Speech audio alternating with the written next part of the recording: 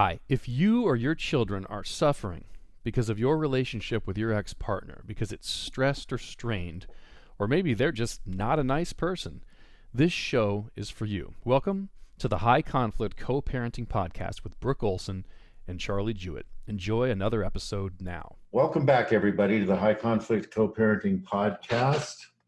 This week is episode 133, Custody Evaluations, Features and Bugs, Traps and Pitfalls. And this week's guest is Attorney Lori Viviano. Lori is one of the top attorneys for family law here in San Diego. She is a family law specialist. I've done tons of work with Ms. Viviano. Welcome, Lori. Welcome, Brook. I thought this was a great topic, especially coming from you. I just send everybody to you to prep them for this. Well, I've been wanting to get this subject in. I get a ton of people that are asking about custody evaluations, psych evals, and I just wanted to bring in an attorney's point of view and talk a little bit about why we do these, because there are many pitfalls to them. There's traps, there's features for them as well. And I wanted to kind of delve into the subject a little bit and see where we go. So, you know, what are some of the reasons from an attorney standpoint that you cringe at these and or go after these? That's a really good question. So from my point of view, I had a judge say this one time, and I think it's spot on. If they're crazy, they do not need an evaluation. Everybody knows they're crazy. So it's a waste of time. I think where these are super important, and why I send all my clients to you, because I try to, as you and I have talked about, stay in my lane. I'm not a therapist. I don't have that as a background. And when I get feedback from you, you give me feedback that you think, obviously you haven't met the other parent, that they could be a borderline, or they could be a narcissist, or they could be a parental alienator. That's when I think these evaluations are helpful. So there's two facets of the stone that we can look from that. And one is from our client's view. And the other is from some of what we don't know, but what we gather from opposing counsel or from the other client. And, you know, these are not cheap things to engage in. They're expensive. And, you know, we see them coming in from opposing counsel, and we have to deal with these with our clients. And it's like, how do we prepare them for that? But what is the point that opposing counsel is going at for getting this, or why are we asking for that from opposing counsel into that conversation? Okay, so for example, I've got 3 evaluations right now. 2 of them, you actually talk to the parents. If you get the feeling that the parent is truthful, that the parent is a good historian, and you, with your experience and knowledge, feel, as I said, the other parent is a narcissist, borderline, or an alienator, that is something that we as lawyers and judges need assistance. And so the only way you can do that is by an evaluator saying, hey, this person has these issues. And then from there, we have everything we need. But I usually take it a step at a time, because if my client says, oh, they're crazy, they're a sociopath, judge can figure that one out. You know, it's obvious, you know, they do. Except for some of the new judges. Except for new judges, exactly. I think, you know, I've worked with you so long, I trust you. If you tell me, ooh, I think I have some questions as to the veracity. The minute you say that to me, I think the client is putting themselves in jeopardy to do a psych eval, because a lot of times they're the ones, I don't want to say that are unhealthy, but you know, psych evals aren't complimentary. They're going to find something wrong with everybody. Right. Nobody's perfect. So then you get to read about yourself, and it's not usually flattering. Mm-hmm. So now you have a document that documents all your flaws. Yeah. And I think oftentimes when I see that being asked for, opposing counsel is looking for some chink in the armor that they can go after to point a finger, to make judgment of, to make that person look bad. And that's always a possible problem, as you said, when you come into that, when they start to break it down, they run their MMPIs, they're looking at the history and the propensity toward whatever they're looking at. To me, I'm always cautious. If my client tells me they want one, I want them to go see you, because 70% of the time, I know that sounds high, but it's true. 70% of the time, if someone tells me they want an evaluation, they're the ones that are going to come out poorly in the evaluation. Mm-hmm. They either have some blind spot, or they in fact are the borderline, or they in fact are the narcissist, or they in fact are the ones that are the alienator. And I always caution everybody. And again, what I find, the person that can self-reflect and go, ooh, maybe I don't want that, usually then it's okay. But if they're like, oh no, absolutely, they're not going to find anything out about me, I already know how it's going to go. Yeah. And then you just confirm it for me by telling me, hey, Lori, I think they've got some problems. Right.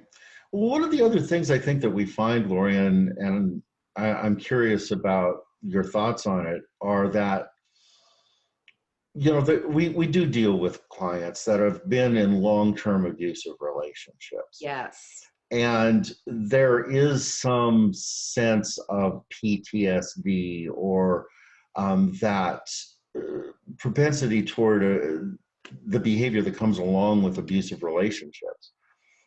And when a client is spun up in that so tight, they're not going to come out well either in court without an evaluation or in court after they've been evaluated by one of these evaluators, because like you said, there's two sides to every story that comes through here. And when we're in high conflict, it's seldom just one. It's a combination of how they show up together, and to get that separated it's crucial before anybody ever goes into that conversation. Yeah, so that goes back to, and I just keep repeating myself, but I'm not a therapist. So when you have these high conflict divorces, I want them to see a therapist. I want them to see you, because you will teach them skills. If they can't do the basic skills that you teach them, mm-hmm. I've got bigger problems. Right. If they are teachable, then to me, that's money better spent, because one of the things you want to talk about is cost. I'd put it at $20,000 to $30,000. They will tell you, oh, I want a retainer for $7,500. That's never going to happen. Right. Like buying that basic car at the lot. Yeah, if you want, windows that you roll down, no air conditioning and bald tires, but it's going to be $20,000 to $30,000. Now, is that worth it? Absolutely. I've got 3 cases. One case was a molest case. Dad never did it, so it was absolutely worth the money. I have another case where it's complete alienation. It was worth the money. I have a third case that I think is going to come up alienation, so it was absolutely worth the money. But absent that, it's a lot of money. Let's talk about the alienation piece, because that's one of those areas that I have found oftentimes that these people that are doing the evaluations are not willing to step into that conversation. They kind of skirt it, and they won't come out and say it out loud or make recommendations to that. You got any thoughts on that?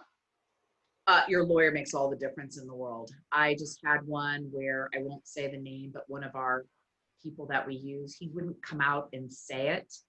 And I just hounded on him. And then the judge asked that final question that turned the whole case. So, doctor, if you have a choice between this toxic relationship with the mother, and it was the mother, or I reduce her time, which one is better for the child? And he picked reduce the time with the mother. Without actually saying it. No, he actually said it. But she asked the really good question, which is, you know, the courts want an equal opportunity for both Right. parents to raise the children.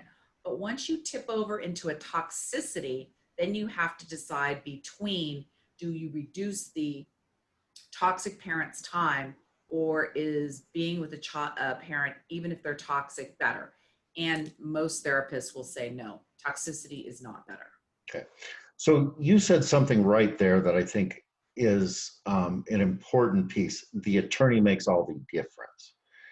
In And many cases, yes. right, right.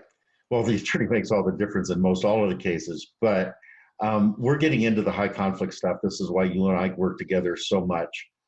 And let's say that one of the people that are listening to this podcast has a mediocre attorney and they're not in a place where they're able to change it. And I'm always wanting my clients to direct their attorney, not for their attorney to direct them, especially in some of these areas where there's a question where I know that counsel is not to speed, that they don't know what to do here, and there might not be somebody that is. What are the questions that you want to ask, or what are the things that you're going to bring to somebody that's on the stand about alienation or about the toxicity of a relationship between a parent or a child that you want that attorney to address with the doctor? So I think the big key thing is, and so I understand that money becomes an issue. So as you know, I'll send them to you to prep for family court service. I'll send them to you to your different classes because I'm more expensive than you are. And you're kind of like my team, because the reality is it's all about strategy. You know, if you have a mom that conveniently is never on time, conveniently the phone is never there, you want this documented because it's a course of pattern. I'm really big into patterns. People make mistakes. I show up late, you show up late, we forget things, we drop things, that's normal. But a pattern of it is a pattern. So you want to establish those patterns. I hate to say it, you have to find the money, get a second job, do what you have to do, because I just got a case where he'd been on supervised visitation for 2 years. And I'm like, you've got to be kidding me. In less than 2 months, he's coming off supervised. They're doing a 7:30 evaluation. The mom's going to lose custody. I'm 100% sure of that. But the attorney was not being aggressive. And what people don't realize is the judges don't know what's going on. If you're not in a courtroom, they don't know what's going on. Right. And what you do with my clients is you set them up to have the documentation. And the second thing you do that I think is really good, among other things, is you tell them it takes time. Patterns don't show up the first time, Right. the second time, maybe even the third time. And they just have to keep doing the stuff that you teach them. Respond to the emails. Don't get caught up. What is it? What do you say? Disengage, disengage, Right. disengage. Greystone, that's another good tip. They have to do these things, and it's hard. They need to meditate. They need to take walks on the beach. This is not easy stuff. And I know you know that, and I know that. So that is all information that is really stuff that we drill into our clients all of the time in terms of all of that.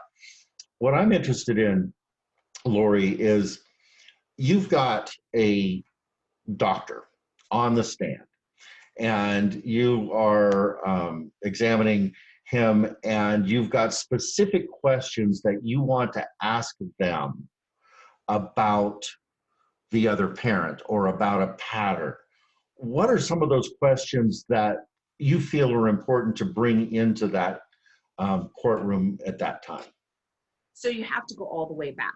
You know, I just got a horrible FCS report from my client. The father was raided and they found drugs in the Candyland game, right? Mm-hmm. To me, why are they not taking these children out of this home immediately? So with this family court services person, I would just walk them through it. I would never say, oh, you're dumb, you're stupid. I would say, so were you concerned there was drugs in the Candyland game? She's got to say yes or no. Were you concerned about this? So a lot of times what I do, and you do it too, with people when you're prepping them, is you want that information in. So then when I go back to ask the doctor on the stand or family court services on the stand, I can say, well, didn't this concern you? Whatever it was. Yes or no. Okay, well then, did this concern you? Yes or no. But you get to the third concern and I say, so none of this bothers you. I don't care what their answer is. The judge is listening going, are you serious? So sometimes when you don't get a good report or a good FCS report, read the content and do what you teach them, which is say these things, because family court services will usually include them and then come to the wrong conclusion. Like, where did that come from? Right, exactly. Right. You and I have had this. Right. So going through these reports, and we're to the conversation right now of if we get a bad report or if we get something back that we really want to refute, we want to go through those and pluck the pieces out, because if truly there's not a problem, that stuff is going to show up in the report. Yes, it is. And I go through family court service evaluations. I go through psych evals, custody evals, and that's what I do, is I will look for those incongruencies and pluck them, highlight them, and say, what about this? Why are we not talking about this? Perfect. And to bring those in for attorneys to talk to their judges about, for attorneys to talk to or cross the psych eval with, or those types of things. So I'll give you a perfect example. I had a case where the mother took a bat, broke a window, snuck in the house, and the doctor said she had no problems. So I said, really? Huh. So how many normal people take bats, break windows, and get in houses? And he goes, well, none. Okay. So if I did that, you would think that was normal behavior? Well, if the judge did that, which, I mean, it was just so ludicrous. Right. That he looked like an idiot, and the judge ruled he was nothing more than a shiny penny. Because when you say stupid things, they look stupid when you put them on a blackboard. Mm-hmm. So going through these and finding all these nuggets, or someone says, he's had the same job for 30 years. And you say, really? Well, but isn't it true he worked at this place for 1 year? He worked at this place for 3 years. So you prove that. And then you say to the person, if you knew these facts, would that change your opinion? Most people say yes. If they say no, you go on to the next fact. If you said this, but if you knew this, this, and this, would that change your mind?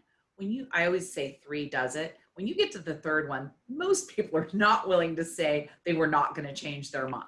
Yeah. It's just illogical. Incongruencies. Incongruencies, yes. They are patterns, incongruencies and patterns. They're game changers, aren't they? Game changers. So when you are working with a client,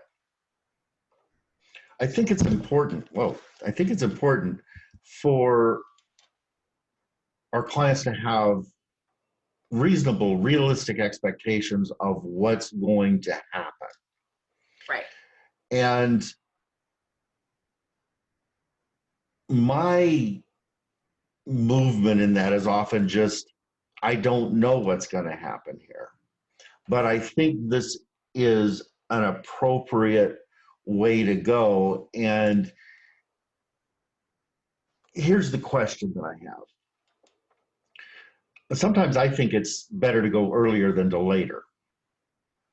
And you indicated to me that you think it's better to go later than earlier. About what? It depends. Asking for a custody evaluation or a psych eval. Yes, what are your thoughts about that? So I believe it's kind of, okay, so I have a case right now and the judge is on the fence. Because if you believe what the mom said, there's problems in the house. If you believe what the dad says, the mom is cuckoo for Cocoa Puffs.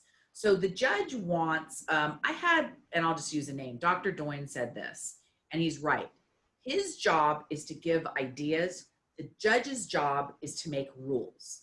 Correct. So I think it's our job, your job, my job, is to give the judge things to do. So in this case, I said to the judge, I think we need a 7:30 evaluator. So I didn't say I'm asking for it. I said, I think. And I said, but I know, Your Honor, you like 10:31s better. And he said, in this case, I think I want a 7:30 evaluation. So now I know he has as many concerns about this case as I do. Mm-hmm. Something is really wrong here. And so now I know I want a 7:30. So Okay. I filed a motion and requested it because he told me, right? Didn't he tell me? Mm-hmm. So, you know, a lot of times listening is really important. That's why after people go to family court services, I ask them to tell me what happened, to write it down. Mm-hmm. Because sometimes, as you know, they'll say, oh, I did horrible. And then they tell you what happened. And you're like, no, you did a really good job. Or they'll say, oh, it went great. And then they tell you what happened. And you're like, yeah, no, you didn't. No, you didn't. Good. Yeah, I think what I'm looking for when I'm setting my clients up early on, because sometimes I see them before you see them. Right. And I'm getting some read and I'm trying to figure out where I want to send them and who's the best attorney for the job, and how to set that attorney up with the right amount of information. Because what I want to do, Lori, I think the longer these cases go, the more damage is done. Agreed. If it's alienation, whatever the piece is that is keeping these children from having some congruency, some consistency in their life, whether a parent needs to be assessed or pulled back and get their crap together so they can move forward, or whether they truly need to be in a smaller role in the child's place, the earlier those determinations are made, the more opportunity there is for healing for the parents, for the child, for the unit as a whole. And how do we get to that place faster is what I'm looking for. So how do we put these things into place so we can get there? So how do we get an expedited hearing? How do we get temporary orders? How do we take this piece into getting, if there isn't something there, to get supervised visitation, but to make this leap as quickly as we can to, if we need an evaluation, to get that evaluation in place. So one of the things that you said was timing and patience. You didn't say those words, but you kind of did. So a lot of times what I will do is I will file an ex parte and I will ask for something, but I will tell the client, you're not going to get it. I know it's not going to happen, but now what you have is you have pleadings in the file. Mm-hmm. So I'll give you a perfect example. I filed a restraining order against a mother, and judge didn't give me the restraining order at the first hearing. Judge didn't give me at the second hearing. On the third hearing, I got the restraining order because he basically said, ma'am, I've given you an opportunity to do the right thing. So if she'd had a decent lawyer or were seeing you, you would have been like, whack, whack, stop what you're doing, Mm-hmm. right? And if she had stopped, the restraining order, he wouldn't have granted it because in his mind, there wasn't enough evidence. But I am smart. I knew she was going to keep it up. So I did an ex parte restraining order, told my client it isn't going to happen. Give it time. Let it saute. Yeah. So yeah, sometimes you have to set realistic expectations. Judges are they want to give people opportunity and chance. And that is the hardest thing for the other parent. Like, why isn't he seeing this? Or why isn't she seeing this? Because they're giving him a chance. It's just one of those things. Gotta wait on it. And think about it. It's easy for us to say what they should do, but they're the ones that are going to be in the news if they make the wrong call. They're the ones are going to have a dead child or an injured child. So I kind of see it as, okay. So I have two more questions for you here. Okay. What do you do when things go awry? When you've asked for an evaluation, the evaluation comes back, and it really looks poorly on your client. What do I do? What are the next steps? First of all, I know we've got to get the client settled down and go, okay, where do we go next? But from a legal standpoint, from an attorney's standpoint, if you really believe in your client, let's start there. If you really believe in your client, what is your next step? So it's just everything that you keep saying. If you pick a bad evaluator, it's kind of like garbage in, garbage out. If you pick a bad evaluator and you get a bad report, now you're going to have to pay another evaluator to say what's wrong with this one. Very expensive. So be very careful about your selection of the evaluator. Number two, you have to be super honest with yourself. Did the evaluator call it right? So sometimes, like for example, I've got this case where the mother did not do well. But I convinced the judge to do a review hearing in 6 months. So if she minds her P's and Q's and does everything she's supposed to for 6 months, this judge will give her more time. Okay. So sometimes you have to kind of drink the poison and get a review hearing. So sometimes that's what I'll do. If the evaluator just really missed the mark, and I've been doing this 31 years, I've seen that maybe 3 times. Mm-hmm. Pretty much they've called it right, but maybe their recommendation wasn't right. If their recommendation isn't right, I'm a strong enough lawyer that I can convince the judge to maneuver that. So that may be something I do. And we've talked about this in other cases where you'll say, hey, Lori, do you think you could get X? And I'll say, yeah, I do. So let's go for that. But you have to pick your battles. You can't just think you're going to get the whole Monty. Yeah. So I think what I'm hearing you saying is to just kind of sit back and regroup, look at where you can get a toehold, and then begin to build a resume from there, do the things that have been asked of you, take heed of what's been asked of you, whether you feel it's right or wrong. And like you said, drink the poison and get back in front of the judge and say, I've done this, I've done this, I've done this. What's the next step? Can I have another sandwich, Your Honor? Exactly. I'll tell a great story that I tell on myself. I got a improper beat me fair and square because literally he got on the stand. I said, isn't it true? You drank and you were drunk and you did all these horrible things. Yes, I did. But then I went to AA 3 times a week and blah, blah, blah. And then I did this. And then I went to a rehab. And then I did this. I mean, he just went through it.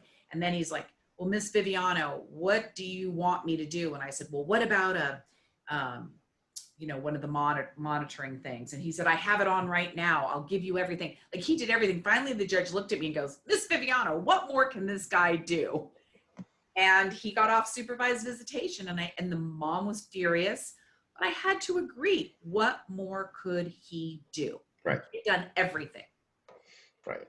And part of these things, I think, I'm going to kind of flip back where we were a little bit earlier, but part of these asks with some of the parents that come in here are to punish the other parent. Yes. Even when they're doing the right things. The thing that I have to say to many of my clients is we've got to put history behind us and look at what's really taking place now in order to move forward. Because people, when they get out of some of these toxic relationships, truly change. They go, I got to do something different here. This is not where I want to be. This isn't the parent I want to be. So we've got to give them that opportunity to show that piece. One last question. How do you choose an evaluator? Wow, I have a lot of experience, so I know which one. And here's the thing about everybody. Every judge has a bias. Every evaluator has a bias. So you better know what your evaluator's bias is. If you're female, there's certain ones I wouldn't use. If you're male, there's certain ones I wouldn't use. And so if you think about it, someone's got to give someone 3 names and someone has to get 3 names. Mm-hmm. You want to eliminate the ones that are going to be biased against you. Because if you think life is butterflies and rainbows, it is not. Yeah. So you need to pick someone that is close to you, meaning maybe tends to be more neutral. So you're not going to get a great report that makes the other person sound horrible, but isn't too much the other way. Okay. So centrist. You want a centrist. Another damn centrist. Another centrist. Right? So this is a national podcast. People come listen to this from all over the country. And there's a lot of different jurisdictions that we're talking to here. So not every attorney, unfortunately, has your qualifications and your ability to show up the way that you do. And I tell my clients in those areas where I have no idea of who these people are to really go in and do your research, vet them. But I'll I think tell you the best thing to do. Yeah, thanks. With Zoom, go watch them in court. Watch them how they get along with the judge. Are they prepared? Do they know what they're doing? Does it make sense what they're saying? I mean, what people don't realize is, I realize we're lawyers, but don't leave your common sense at the door. I have clients all the time say, so-and-so recommended you and I went and watched you in court. With Zoom, it's super easy. You just click on and go. And Zoom is international, national, so everybody can do it. You're allowed to go in. I would watch. And you can Google where any of those attorneys are, and I would watch them. And if they're nowhere, don't pick them. They don't know what a courtroom looks like. Okay. Don't go. Okay. So we found a good attorney.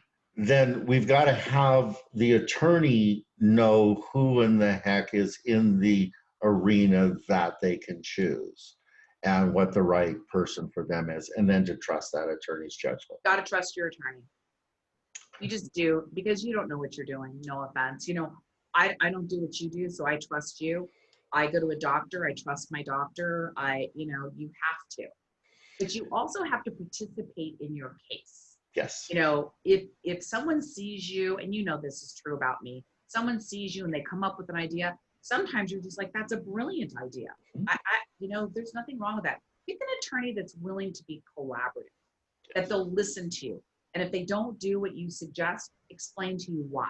Like, look, I don't think you should have a psych eval, because I'll tell you right now, with your drug history, with your this, that, the other, I think that would be not a good idea.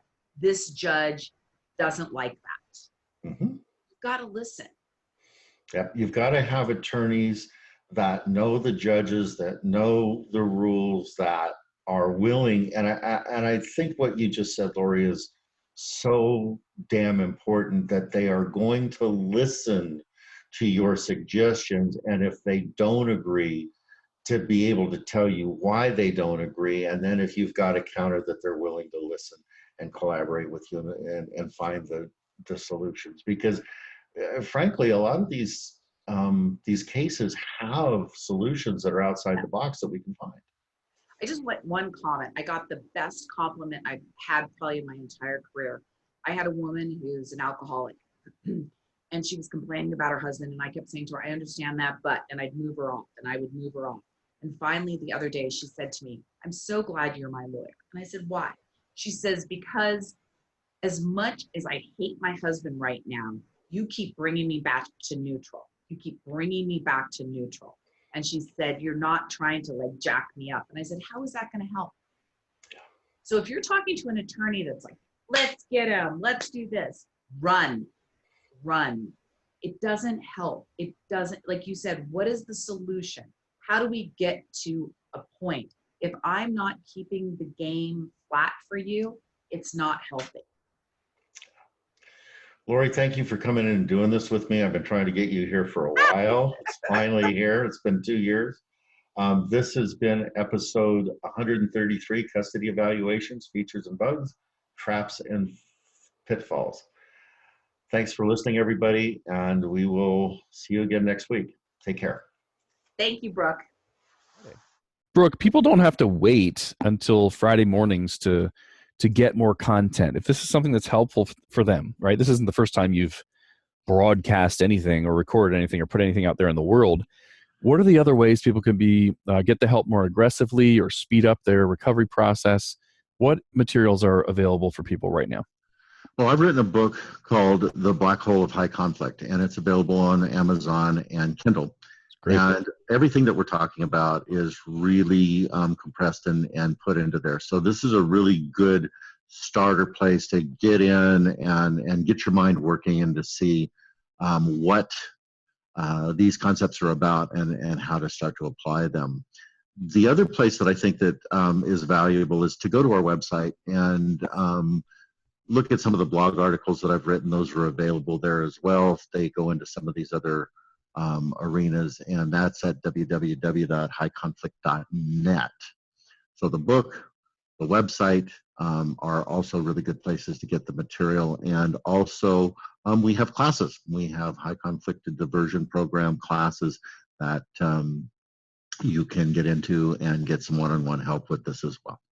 And you know me, I'm aggressive. Whatever I want to become good at or learn, I find someone who's good at it and pay them and hire them and shorten my learning curve. What if somebody just wants your help? Somebody says, Brook has this information. He's good at something I'm not good at yet, and I want to work with him. Do you have any type of coaching or consultations or anything like that? Absolutely, I do. I do one-on-one coaching for custody cases. I help people get ready for family court services. If you've got that in your community, I work with attorneys and clients to help them with managing and strategically setting them up to have more successful cases as well. And how do they reach out? You want them to just go to the website or email or phone, or what's the best way for them to reach out, raise their hand, and say, I need some help? They can email me. My direct email is brook@highconflict.net. That's BROOK at highconflict, HIGH, conflict.net. Perfect. That's everything everybody would need to get some help, right? Absolutely. Thank you, Brook.